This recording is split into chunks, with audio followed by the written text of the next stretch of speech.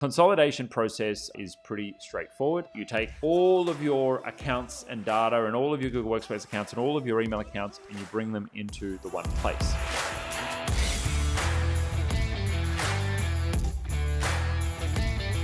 I have a bit of a mess. Google Workspace account for one business. Through GoDaddy, I registered a domain for not-for-profit and ended up with Microsoft 365. I need another domain and email. My preference is to all be simplified and on Google. Okay, well, what this person needs to go through is a process of consolidation. Now, there's a bit of a method to making sure that you get that right.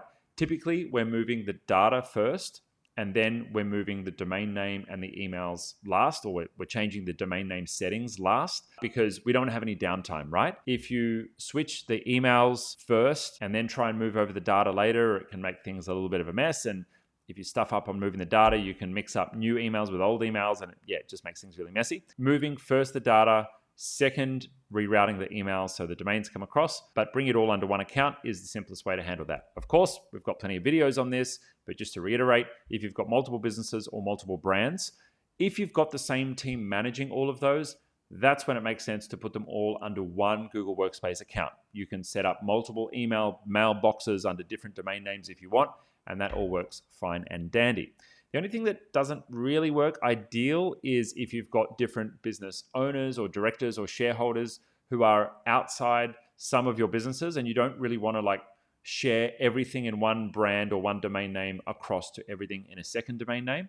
Well, you can run into some issues there because effectively many things in the Google ecosystem are shared. And so if you have one Google Workspace account and multiple businesses running out of that, but you have different business partners or different business owners, they might accidentally be exposed to data that you would probably want to keep private from someone who's outside the actual employees of the business. So my recommendation is if you have different business partners, different equity holders, it's better to keep your accounts separate. You can always merge and unmerge. There's always options to move data if you need to, or if you've done it wrong at the start. But if you've got multiple brands and a single team running all of those brands, it's obviously more cost effective with your licenses to keep them all in one place. If you need more help with what we've covered in this video, itGenius provides support services to businesses all over the world with problems just like this. Click the link below to get started.